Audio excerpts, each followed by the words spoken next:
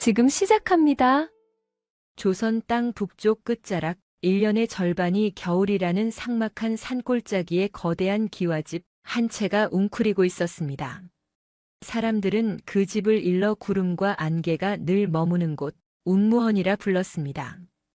드높은 소슬대문은 오가는 이의 길을 꺾어 놓을 듯 위압적이었으나 정작 그 안에서 흘러나오는 온기는 미미하기 짝이 없었습니다. 유난히 눈보라가 거세게 몰아치던 어느 깊은 밤, 안채의 문풍지가 찢어질 듯 비명을 질러댔습니다. 마님, 이 소리가 들리십니까? 꼭 짐승 우는 소리 같기도 하고 도깨비가 곡을 하는 것 같기도 하여 소름이 돋습니다. 산전수전 다 겪은 몸종 귀덕 어멈이 촛불 심지를 돋우며 몸을 부르르 떨었습니다. 그러나 화로 곁에서 갓 태어난 딸아이를 재우던 연부인은 고개를 가로저었습니다. 그녀의 귀에는 그것이 짐승의 울음이 아닌 애타는 사람의 비명으로 들렸기 때문입니다. 연부인은 혼니부를 걷어내고 자리에서 일어났습니다. 바깥을 좀 살펴봐야겠네. 사람 우는 소리야. 그것도 아주 어린 피덩이. 아이고 마님. 이 밤중에 어딜 나가시려 하십니까? 노마님께서 아시면 경을 칠노르십니다. 며느리가 밤이슬을 맞다니요. 당치도 않습니다. 귀덕 어멈이 화들짝 놀라 앞을 막아섰으나 연부인의 눈빛은 단호했습니다. 시어머니인 노마님은 가문의 법도를 목숨보다 중히 여기는 분이었습니다. 바늘 하나 들어갈 틈 없는 그분의 성정에 며느리가 야밤에 문 밖을 기웃거렸다는 사실이 알려지면 사단이 날 것이 뻔했습니다. 허나 연부인은 갓 낳은 딸아이 서령을 보며 솟아난 어미의 본능을 외면할 수 없었습니다. 그녀가 몰래 대문을 빼꼼히 열었을 때 눈 속에 파묻힌 낡은 삼배강보가 보였습니다. 그 안에는 보랏빛으로 질린 사내아이 하나가 신락 같은 숨을 몰아쉬고 있었습니다. 아이의 품속에서는 차가운 옥 조각 하나가 툭 떨어졌습니다. 범상치 않은 물건이었으나 지금은 그게 중요한 것이 아니었습니다. 연부인은 황급히 아이를 치마폭에 감싸 안채로 뛰어들어왔습니다. 세상에 이 엄동설안에 핏덩이를 버리다니. 마님, 큰일 납니다. 이 아이를 당장 내다 버리셔야 해요. 노마님께서 이 사실을 아시면 우리 모두 죽은 목숨입니다. 귀덕 어멈은 사색이 되어 손을 내저었습니다. 안동 김씨 가문의 콧대 높은 안주인이 근본도 모르는 핏덩이를 그것도 사내아이를 집안에 들였다는 것은 상상조차 할 수 없는 불호령감이었습니다. 하지만 온몸이 녹자 아이는 배가 고픈지 자지러지게 울어대기 시작했습니다. 그 소리가 마치 서슬 퍼런 시어머니를 부르는 신호 같아 연부인의 심장이 쿵쿵 뛰었습니다. 조용히 하게. 이 아이가 죽으면 내 마음도 편치 않을 걸세. 그래 젖을 물려야겠네. 네. 마님, 그게 무슨 망측한 말씀이십니까? 귀한 아기씨가 드실 젖입니다. 천한 것과 섞일 수는 없습니다요. 배고픔에 귀천이 어디 있겠는가. 내 딸 서령이가 먹고 남은 것이니 이것은 하늘이 나누라고 준 것이야. 연부인은 떨리는 손으로 저고리 고름을 풀었습니다. 퉁퉁 부른 젖가슴을 아이의 입에 물리자 아이는 살기 위해 필사적으로 젖을 빨기 시작했습니다. 젖이 도는 찌릿한 통증과 함께 묘한 연민이 가슴을 채웠습니다. 잠시 후 배를 채운 사내아이가 거짓말처럼 울음을 그치고 곤히 잠들었습니다. 그 옆에는 연부인의 친딸 서령이 새근거리며 자고 있었습니다. 한 어미의 젖을 나눠 먹은 두 아이, 훗날 운무원을 뒤흔들 운명의 젖동무는 그렇게 맺어졌습니다. 그때 마루 밖에서 서늘한 기침 소리가 들려왔습니다. 노마님이었습니다. 어머마, 방 안에서 무슨 소리가 났느냐? 고양이 울음소리 같기도 하고 찬바람보다 더 매서운 노마님의 목소리에 방 안의 공기가 순식간에 얼어붙었습니다. 연부인은 숨조차 크게 쉴 수 없었습니다. 귀덕 어멈이 넙죽 엎드려 문 밖을 향해 조아렸습니다. 아이고 노마님. 잠귀도 밝으십니다. 제가 밖에서 주워온 도둑고양이 놈이 하도 울어대기에 잠시 달래고 있었습니다요. 당장 쫓아내겠습니다. 천한 짐승 따위를 함부로 들이지 마라. 집안의 격이 떨어진다. 내일 날이 밝는 대로 멀리 내다버리거라. 발자국 소리가 멀어지자 연부인은 그제야 참았던 숨을 토해냈습니다. 그녀는 잠든 사내 아이의 머리를 쓰다듬으며 귀덕 어멈에게 나직이 그러나 뼈가 있는 목소리로 당부했습니다. 이 아이 내가 거둘 것이네. 자네가 행랑채 헛간에 숨겨서 키우게. 이름은 없을 이름명자를 써서 무명이라 하지. 아무것도 없이 왔으나 부디 끈질기게 살아남으라는 뜻일세. 마님 정말 괜찮으시겠습니까? 나중에라도 들통나면 큰일이 아니겠습니까? 내 딸 서령의 저청제일세. 내 딸을 지키듯 이 아이도 지킬 것이야. 그러니 자네도 입단속 단단히 하게. 그날부터 연부인은 밤마다 노마님의 눈을 피해 몰래 젖을 짜그릇에 담았습니다. 귀덕 어멈은 그 젖을 품에 안고 행랑채로 달려가 무명에게 먹였습니다. 누구에게도 환영받지 못한 생명이었으나 가장 따뜻한 사랑을 먹고 자란 아이. 무명은 그렇게 웅무원의 가장 낮고 어두운 곳에서 가장 높은 곳에 있는 별 서령을 향한 뿌리를 내리기 시작했습니다.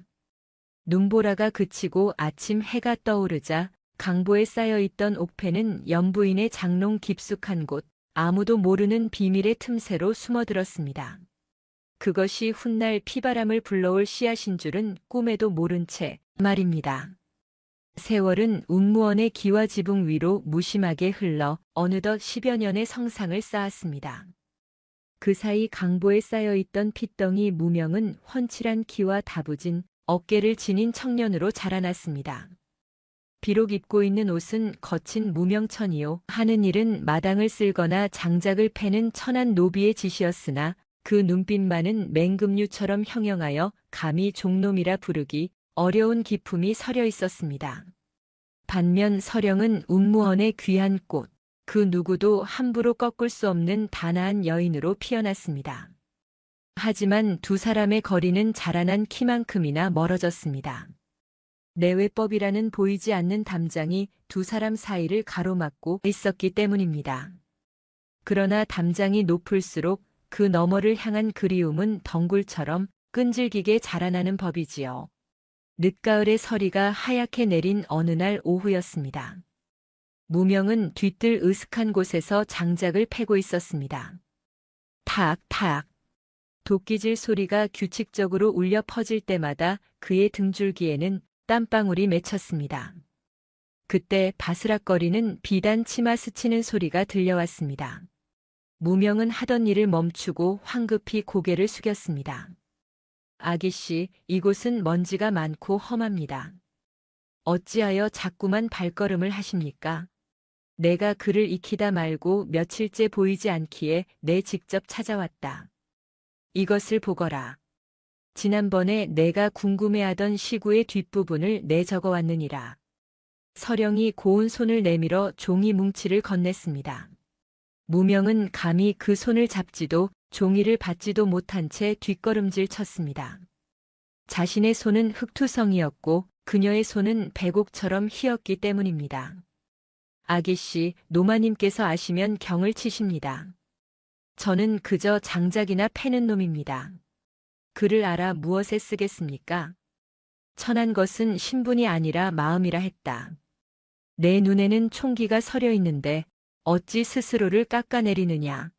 내 명인이 받거라. 어서. 서령의 목소리에는 거절할 수 없는 위엄과 애틋함이 동시에 배어 있었습니다. 무명은 떨리는 손으로 옷자락에 흙을 닦아내고는 조심스럽게 종이를 받아들었습니다. 두 사람의 손끝이 아주 잠시 스치듯 닿았습니다. 그 짧은 순간 무명의 가슴 속에서는 천둥 같은 소리가 울렸습니다. 고맙습니다. 허나 부디 제게 마음 쓰지 마십시오. 아기씨께 누를 끼칠까 두렵습니다. 내가 두려운 것은 남들의 시선이 아니라 내가 나를 외면하는 것이다. 우리는 한 어미의 젖을 나눠 먹지 않았느냐. 너는 내게 남이 아니다. 서령의 눈시울이 붉어졌습니다. 무명은 가슴이 미어지는 듯 했으나 차마 그녀를 위로하려 손을 뻗을 수 없었습니다. 주제를 넘는 위로는 독이 될 뿐임을 그는 뼈저리게 알고 있었기 때문입니다.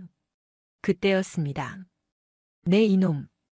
감히 어디라고 안채의 법도를 어지럽히느냐. 벼락 같은 고함과 함께 가죽 채찍이 허공을 갈랐습니다. 서령의 오라비이자 운무원의 장손인 인주였습니다. 술에 거나하게 취한 인주는 씩씩거리는 숨소리와 함께 무명에게 달려들었습니다. 짝! 소리와 함께 무명의 뺨 위로 붉은 선이 그어졌습니다. 서령이 비명을 지르며 앞을 막아서려 했습니다. 오라버니, 멈추세요. 무명이는 아무 잘못도 없습니다. 제가 불렀습니다. 비키거라 서령아. 이 근본도 없는 업둥이 놈이 감히 양반댁 교수를 희롱하려 들어? 내 오늘 이놈의 버릇을 단단히 고쳐놓을 것이다. 인주가 다시 채찍을 높이 쳐들었습니다.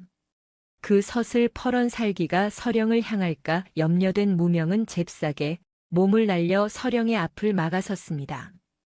그리고는 무릎을 꿇고 고개를 조아렸습니다. 도련님 죽을 죄를 지었습니다. 허나 아기씨께는 아무런 허물이 없습니다. 모든 것은 제 탓이니 분이 풀리실 때까지 저를 치십시오. 다만 아기씨의 눈에 험한 꼴을 보이지 않게 하여 주시옵소서. 무명의 목소리는 낮고 단호했습니다. 자신의 살이 터지는 고통보다 서령이 놀라고 다칠 것을 더 염려하는 그 마음 씀씀이에 인주는 오히려 더 화가 치밀어 오른 듯 했습니다. 이놈 보게. 내 놈이 감히 누구 앞을 막아서는 게냐? 오냐, 내 소원대로 해주마. 무자비한 매질이 시작되었습니다. 무명은 입술을 꽉 깨물고 신음 한 번 흘리지 않았습니다. 피가 배어나오는 등을 보이면서도 그는 고개를 돌려 서령을 바라보지 않았습니다. 자신이 고통스러워하는 모습을 보면 그녀가 울 것이 뻔했기 때문입니다. 서령은 귀덕 어멈에게 붙들려 끌려가면서도 처절하게 울부짖었습니다. 무명아, 안 돼, 그만하세요. 오라버니 제발. 소란이 잦아들고 인주가 씩씩거리며 사라진 뒤 흙바닥에 쓰러진 무명은 겨우 몸을 일으켰습니다. 피투성이가 된 몸보다 더 아픈 것은 멀어지는 서령의 울음소리였습니다. 그는 품속 깊이 숨겨두었던 아까 서령이 준 종이 뭉치를 꺼내보았습니다. 다행히 피는 묻지 않았습니다. 아기씨, 이놈은 아프지 않습니다. 그러니 부디 울지 마십시오.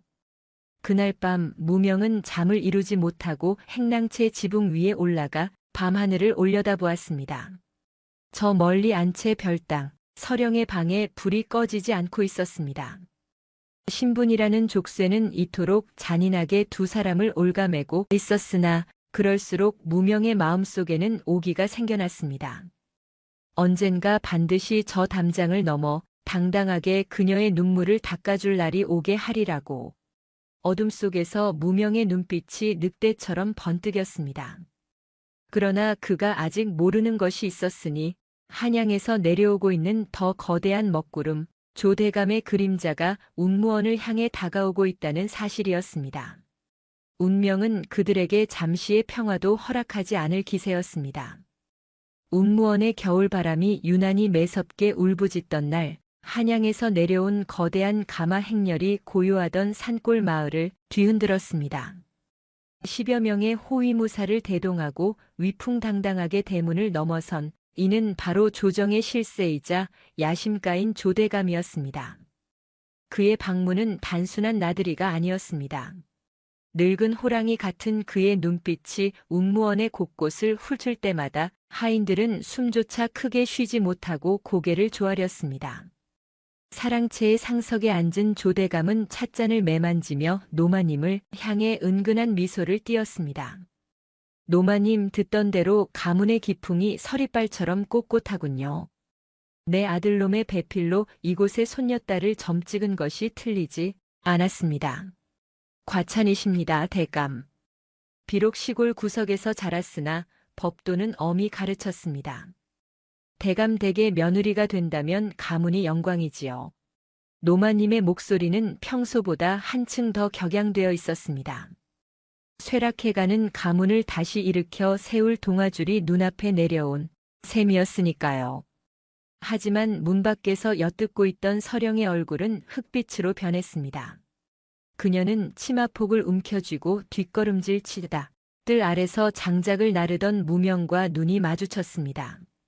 무명의 눈동자가 불안하게 흔들렸습니다. 아기씨, 안색이 좋지 않으십니다. 저자가 무슨 험한 말을 했습니까? 무명아, 할머니께서 나를 팔아넘기려 하시는구나. 내 의지와는 상관없이 저 무서운 대감의 집으로 보내질 모양이야. 서령의 눈에서 굵은 눈물방울이 툭 떨어졌습니다. 무명은 들고 있던 장작을 내던지고 서령의 앞으로 다가갔습니다. 당장이라도 사랑채로 뛰어들어가 소리치고 싶은 심정이었으나 천한 신분의 굴레가 그의 발목을 잡고 있었습니다. 그는 끓어오르는 분노를 억누르며 낮게 으르렁거렸습니다. 제가 맡겠습니다. 도망이라도 가야 합니다. 아기 씨를 원치 않는 곳으로 보낼 수는 없습니다. 어찌 막는단 말이냐? 저들은 권세가 하늘을 찌르는 사람들이다. 내가 나를 위해 나서다가는 목숨을 부지하지 못할 것이다. 아기 씨를 잃고 사느니 차라리 목숨을 걸고 싸우다 죽겠습니다. 그때 사랑채 문이 열리고 조대감이 뒷짐을 진 채 마당으로 내려섰습니다. 그의 시선이 속닥거리는 두 사람에게 꽂혔습니다. 조대감의 미간이 찌푸려졌습니다.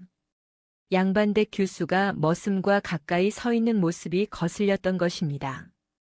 저놈은 누구냐? 눈빛이 아주 고약하구나. 종놈 주제의 주인을 보는 눈에 살기가 서려 있어. 조대감의 걸음이 천천히 무명에게로 향했습니다. 압도적인 위압감에 주변의 공기가 무겁게 가라앉았습니다. 무명은 서령을 등 뒤로 살짝 감추며 조대감을 똑바로 응시했습니다. 무릎을 꿇지도 고개를 숙이지도 않는 그 당돌함에 조대감은 묘한 기시감을 느꼈습니다. 저 오만하리만치 당당한 눈매, 어디선가 본 적이 있는 얼굴이었습니다.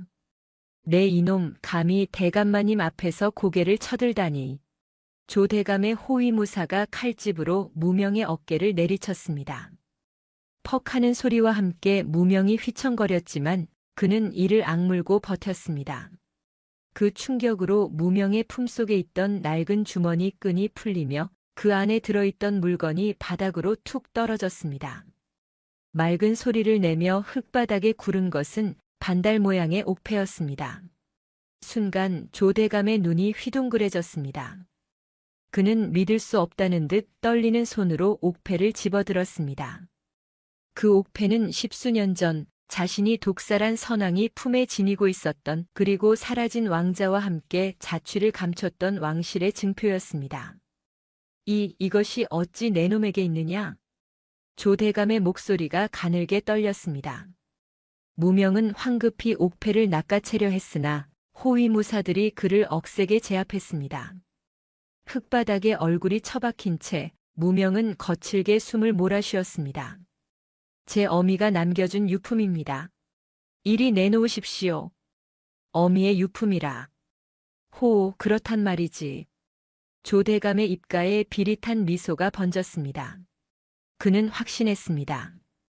눈앞에 엎드린 이 천한 종놈이 자신이 그토록 찾아 헤매던 살려두어서는 안 될 화근임을. 그는 옥패를 자신의 소매 속에 감추며 싸늘하게 식은 눈으로 무명을 내려다보았습니다. 이놈이 내 물건을 훔치려 했구나. 여봐라, 이 발칙한 놈을 당장 헛간에 가두고 날이 어두워지는 대로 멍석마리를 하여라. 아주 본보기를 보여줘야겠다. 아닙니다. 대감, 그것은 무명의 것이 맞습니다. 제발 돌려주세요. 서령이 울며 매달렸지만 하인들에 의해 강제로 끌려나갔습니다. 조대감은 끌려가는 무명의 뒷모습을 보며 나직이 중얼거렸습니다. 호랑이 새끼를 고양이인 줄 알고 키우고 있었구나. 오늘 밤 쥐도 새도 모르게 숨통을 끊어 놓아야겠어. 밤이 찾아오자 웅무원에는 음산한 죽음의 그림자가 드리워졌습니다. 헛간에 갇힌 무명은 피 묻은 입술을 닦으며 굳게 닫힌 문을 노려보았습니다. 이제는 선택의 여지가 없었습니다. 억울하게 죽임을 당할 것인가, 아니면 이 썩어 빠진 판을 뒤집고 살아남을 것인가. 그의 가슴 속에서 잠자던 용의 본능이 눈을 뜨기 시작했습니다. 칠흑 같은 어둠이 웅무원을 집어삼킨 밤이었습니다. 하늘엔 달빛 한 점 없었고 멀리서 들려오는 부엉이 울음소리만이 흉흉한 기운을 더했습니다. 사랑채 너머에서는 조대감의 호위무사들이 칼을 가는 소리가 슥슥 들려와 듣는 이의 간담을 서늘하게 했습니다. 그들은 모두 잠든 척하고 있었으나 실은 사냥감을 낚아챌 때만을 기다리는 맹수처럼 눈을 번뜩이고 있었습니다. 안채 깊숙한 곳, 연부인은 덜덜 떨리는 손으로 장롱 깊숙한 곳에 숨겨두었던 엽전 꾸러미와 무명 옷 한 벌을 꺼냈습니다. 그녀의 얼굴은 창백했으나 눈빛만은 결연했습니다. 그녀는 잠 못 이루고 뒤척이던 서령의 방문을 조심스레 열었습니다. 서령아, 일어나거라. 시간이 없다. 어머니, 이 야심한 밤에 무슨 일이십니까? 무명이를 살려야 한다. 저들이 오늘 밤 그 아이를 죽일 게다. 쥐도 새도 모르게 말이다. 서령은 비명조차 지르지 못하고 입을 틀어막았습니다. 어머니의 손에 들린 보찜을 보자 사태의 심각성이 피부로 와닿았습니다. 두 여인은 발소리를 죽여 행랑채 뒤편 헛간으로 향했습니다. 헛간 앞을 지키던 하인놈은 조대감내 무사들이 건넨 술에 취해 코를 골며 잠들어 있었습니다. 연부인이 품에서 미리 훔쳐낸 열쇠를 꺼내 자물쇠를 따자 철컥하는 소리와 함께 문이 열렸습니다. 안에서는 비릿한 피냄새가 훅 끼쳐왔습니다. 멍석 위에 널브러져 있던 무명이 인기척에 힘겹게 고개를 들었습니다. 퉁퉁 부은 눈을 간신히 뜨며 그가 신음했습니다. 아기씨입니까? 마님도 오셨습니까? 쉬, 조용히 하거라. 어서 이 줄을 끊고 나가야 한다. 서령이 달려들어 무명을 묶고 있던 포승줄을 식칼로 끊어냈습니다. 자유가 된 무명이었으나 온몸이 상처투성이라 제대로 일어서기조차 힘들었습니다. 서령이 무명의 팔을 부축하며 울먹였습니다. 무명아, 어서 일어나. 여기서 도망쳐야 해. 저들이 너를 죽이려 해. 도망이라니요, 저는 못 갑니다. 제가 가면 아기씨는 어찌 됩니까? 저 악독한 대감에게 볼모로 잡히실 겁니다. 바보 같은 소리. 내가 죽으면 나도 따라 죽을 것이다. 내가 살아남는 것이 나를 살리는 길이란 걸 모르느냐. 서령의 호통에 무명의 눈동자가 흔들렸습니다. 죽음은 두렵지 않았으나 서령을 홀로 두고 떠나는 것은 죽음보다 더한 고통이었습니다. 그때 망을 보던 연부인이 급히 들어와 무명의 손에 엽전 꾸러미를 쥐어주며 말했습니다. 무명아, 잘 듣거라. 너는 천한 종놈이 아니다. 내가 지니고 있던 그 옥패, 그것은 왕실의 물건이다. 너는 귀한 혈통을 타고났을지도 모른다. 마님, 그게 무슨 말씀이십니까? 지금은 묻지 말고 북쪽으로 가거라. 국경 근처로 가서 힘을 키워라. 내가 누구인지, 왜 버려졌는지 그 답을 찾을 때까지 절대 돌아오지 마라. 그리고 반드시 살아남아라. 이것은 너를 젖먹여 키운 이 어미의 마지막 명령이다. 어머니와도 같았던 연부인의 말에 무명의 가슴이 무너져 내렸습니다. 자신이 받은 사랑이 그리고 짊어진 운명이 결코 가볍지 않음을 깨달은 것입니다. 무명은 비틀거리는 몸을 일으켜 세우고는 서령을 마주 보았습니다. 피 묻은 손을 들어 올렸으나 감히 그녀의 뺨을 만지지 못하고 허공에서 멈칫했습니다. 그러자 서령이 와락 무명의 거친 손을 잡아 자신의 뺨에 가져다 대었습니다.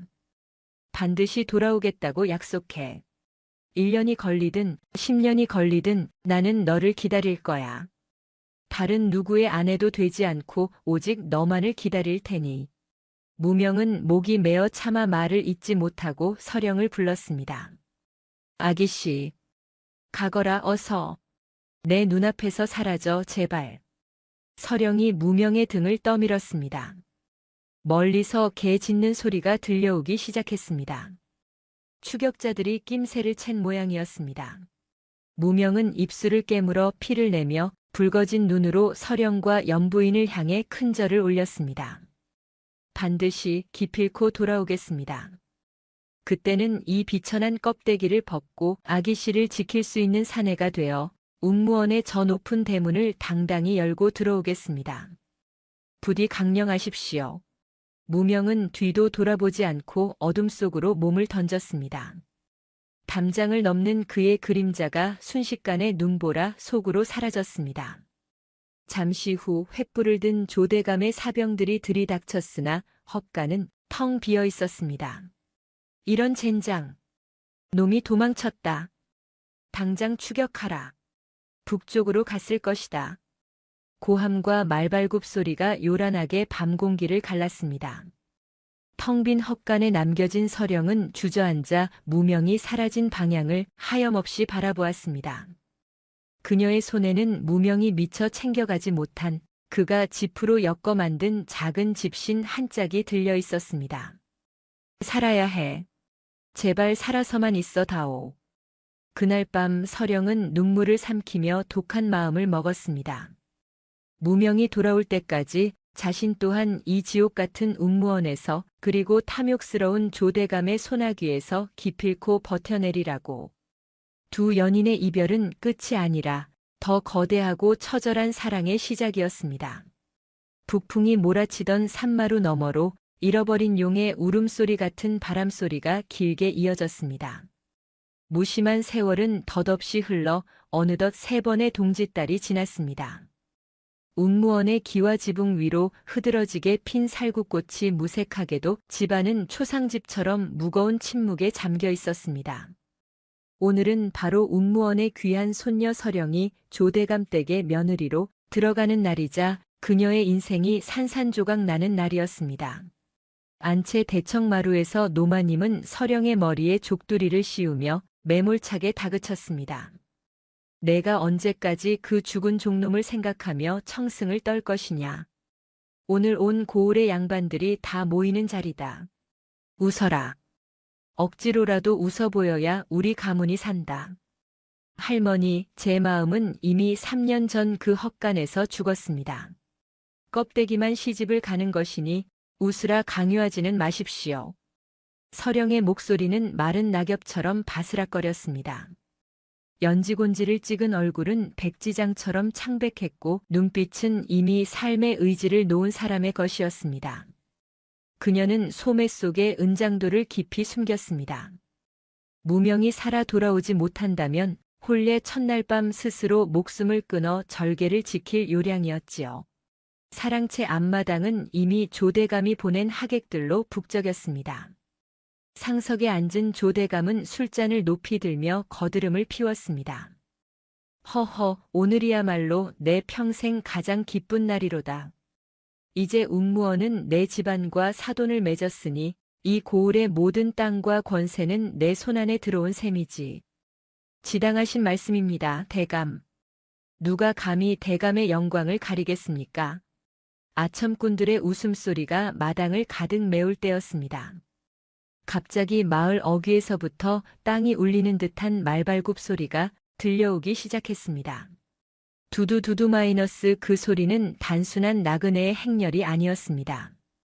마치 천군만마가 진격해 오는 듯한 묵직한 진동의 잔치상은 덜덜 떨렸고 사람들의 웃음소리도 뚝 끊겼습니다. 이게 무슨 소리냐? 지진이라도 난 게야?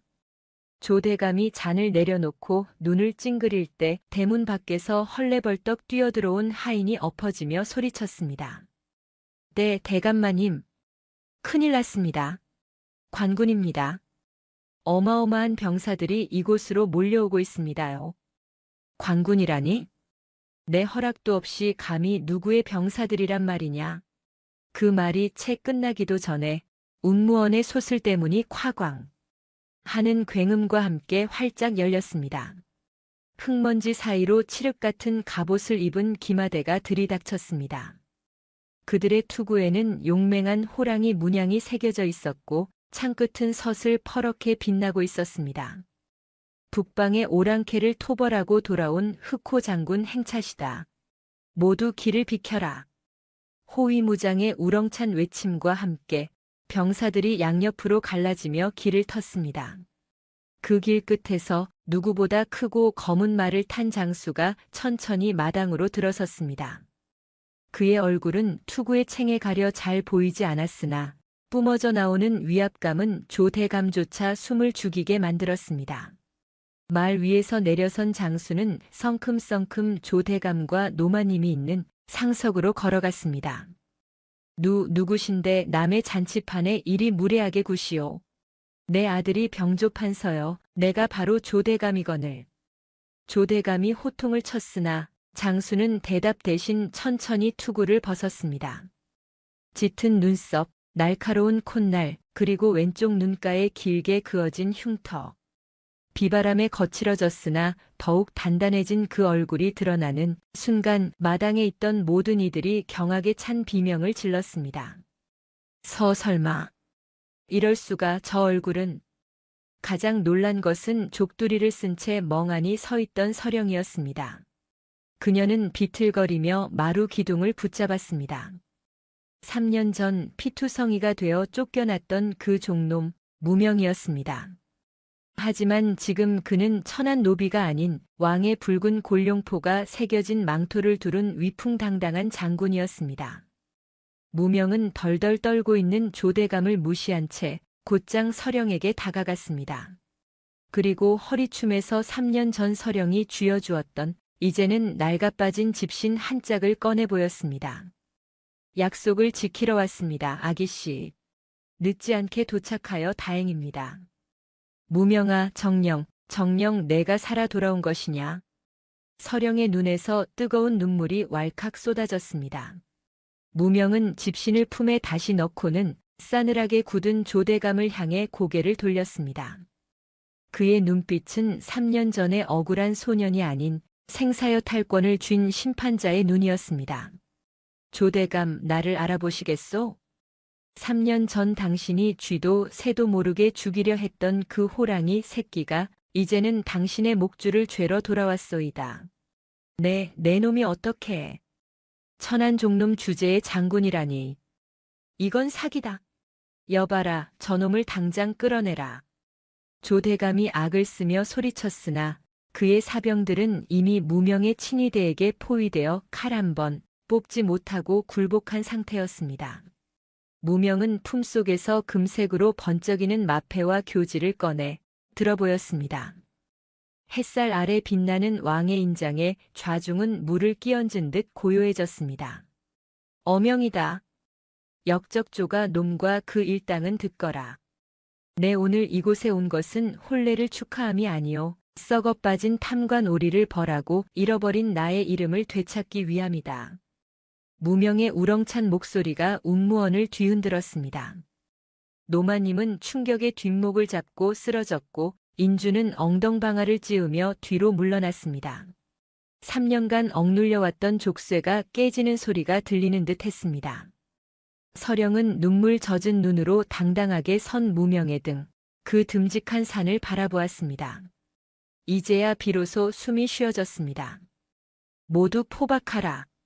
한 놈도 놓쳐서는 안 된다.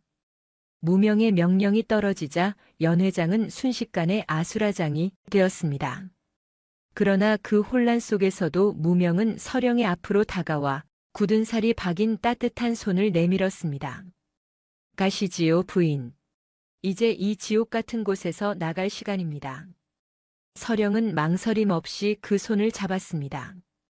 천민과 양반, 쫓기는 자와 쫓는 자였던 그들의 운명이 이제는 구원자와 연인으로 완전히 뒤바뀌는 순간이었습니다. 이건 모함이다. 천한 종놈이 왕실의 핏줄이라니 지나가던 소가 웃을 일이다. 증좌를 대라. 확실한 증좌가 없다면 내 놈은 왕족 사칭죄로 능지처참을 면치 못할 것이다.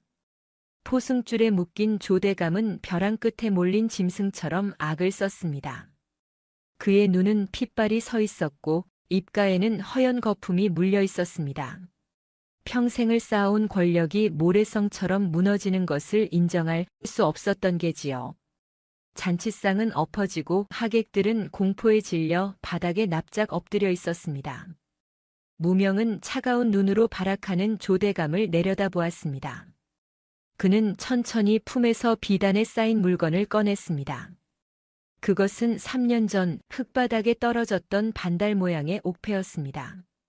하지만 이번에는 혼자가 아니었습니다. 무명의 신호에 따라 늙은 내관 한 명이 눈물을 흘리며 앞으로 걸어 나왔습니다. 선왕을 모시던 상선 영감이었습니다. 조대감, 이분을 알아보시겠소? 당신이 선왕을 독살하던 날 밤 유일하게 살아남아 어린 왕자였던 나를 안고 도망쳤던 분이요. 상선 영감? 그렇습니다. 대감의 칼날을 피해 저를 북쪽 변방의 운무원 앞에 내려놓고 훗날을 기약하며 몸을 숨기셨던 산증인이 여기 계시오. 상선 영감이 떨리는 목소리로 조대감을 가리키며 호통쳤습니다. 내 이놈, 하늘이 무섭지도 않으냐. 내 두 눈으로 내가 탕약의 독을 타는 것을 보았거늘. 이 옥패는 선왕 전하께서 어린 왕자 아기씨께 직접 걸어주신 조선의 단 하나뿐인 용의 증표다. 그제야 조대감의 얼굴이 사색이 되었습니다. 더는 빠져나갈 구멍이 없음을 깨달은 그는 바닥에 머리를 찌우며 살려달라 빌기 시작했습니다. 하지만 무명의 목소리는 서리발처럼 단호했습니다. 너의 탐욕이 내 부모를 죽이고 나를 천한 신분으로 떨어뜨렸으며 내 사랑하는 여인마저 벼랑 끝으로 몰았다. 국법에 따라 내 죄를 물을 것이니 저자를 당장 의금부로 압송하라. 그리고 그 일가족 또한 삭탈관직하고 변방으로 유배 보내라. 장군님, 아니 전하, 살려주십시오. 한 번만 용서해 주십시오. 조대감과 그의 아들이 처절한 비명과 함께 끌려나가자 운무원의 마당에는 다시 고요가 찾아왔습니다. 악의 축이 사라지자 그제야 따스한 봄 햇살이 마당을 비추는 듯 했습니다. 무명은 돌아서서 엎드려 있는 노마님과 연부인을 바라보았습니다. 노마님은 벌벌 떨며 고개조차 들지 못하고 있었습니다. 노마님, 고개를 드십시오. 지난날의 서름은 잊겠습니다. 다만 오늘부터 이 집안의 주인은 가문의 허울이 아니라 사람의 도리를 아는 연부인께서 맡으셔야 할 것입니다. 저 전하, 그리고 어머니. 무명이 연부인 앞에 무릎을 꿇었습니다. 왕이 된 자가 무릎을 꿇다니 주변의 신료들이 기겁하여 말리려 했으나 무명은 손을 들어 제지했습니다. 어머니께서 목숨을 걸고 저에게 젖을 나눠주지 않으셨다면 오늘의 저는 없었을 것입니다. 낳은 정보다 기른 정이 더 깊다 하였으니 어머니는 제게 생명의 은인이십니다. 부디 저의 절을 받아주십시오. 무명의 큰절에 연부인은 오열하며 그의 손을 잡았습니다. 서령 역시 어머니의 곁에서 눈물을 훔쳤습니다. 모든 은원이 눈 녹듯 사라지는 순간이었습니다. 그로부터 몇 달 후 한양의 궁궐은 경사스러운 잔치로 떠들썩했습니다. 바로 새 왕의 즉위식과 국혼이 동시에 열리는 날이었기 때문입니다. 구중궁궐의 가장 깊고 아름다운 곳, 교태전의 문이 열리고 화려한 대례복을 입은 서령이 걸어 나왔습니다. 그녀의 곁에는 골룡포를 입은 무명이 든든하게 서 있었습니다. 달빛이 은은하게 비추는 경회로 누각에 오른 두 사람은 나란히 궁궐 아래 펼쳐진 도성 불빛을 내려다보았습니다. 무명이 서령의 손을 잡고 부드럽게 물었습니다. 부인, 아직도 꿈만 같소? 우리가 이 자리에 함께 있다는 것이. 예, 전하. 헛간에서 훔쳐먹던 식은 밥덩이와 몰래 나누던 눈짓이 엊그제 같은데 제가 감히 국모의 자리에 올라도 되는 것인지 두렵습니다. 당신은 내 목숨을 구한 은인의 딸이자 내 영혼의 반쪽이요. 신분의 족쇄도 악인의 방해도 우리의 연을 끊지 못했소. 이제 나는 왕으로서 나라를 다스리겠으나 지아비로서는 평생 당신만을 섬길 것이오. 무명은 서령의 머리에 꽂힌 비녀를 고쳐 꽂아주며 예전 웅무원 뒷마당에서 그랬듯 다정한 눈길을 보냈습니다. 기억하오. 우리가 한 어미의 젖을 나눠 먹고 자란 젖동무라는 것을. 어찌 잊겠습니까? 그 젖줄이 우리를 하나로 묶어준 붉은 실이었습니다. 그렇소. 그러니 우리는 피보다 진한 사랑으로 맺어진 운명이요. 내 생이 다하는 날까지 당신을 지키고 사랑하리다. 서령은 무명의 품에 안기며 행복한 미소를 지었습니다. 차가운 북풍이 몰아치던 운무원의 헛간에서 시작된 인연은 온갖 시련과 풍파를 이겨내고 마침내 조선에서 가장 존귀한 꽃으로 피어났습니다. 백성들 사이에서는 이런 이야기가 돌았습니다. 버려진 업둥이가 왕이 되어 돌아와 첫사랑을 왕비로 맞이했다고. 시어머니 몰래 젖동량에 키운 그 아이가 나라를 구한 성군이 되었다고 말입니다. 권력보다는 사람을, 법도보다는 사랑을 택한 두 사람의 이야기는 긴긴 겨울밤 화로가에 둘러앉은 사람들의 입에서 입으로 전해지며 조선 팔도에 영원히 꺼지지 않는 따스한 전설로 남게 되었습니다. 어느 날 밤 궁궐의 침전에서 촛불이 일렁일 때 무명이 서령에게 속삭였습니다. 서령아, 사랑한다. 나의 누이이자 나의 연인이여. 저도 은혜합니다. 나의 도련님, 나의 왕이시여. 두 사람의 그림자가 하나로 포개지며 밤하늘의 달조차 수줍어 구름 뒤로 숨는 아름다운 밤이 깊어갔습니다. 다음에는 어떤 이야기가 보고 싶으신지 소중한 댓글 부탁드립니다. 영상 제작에 큰 도움이 됩니다. 긴 시간 함께 해주셔서 감사합니다.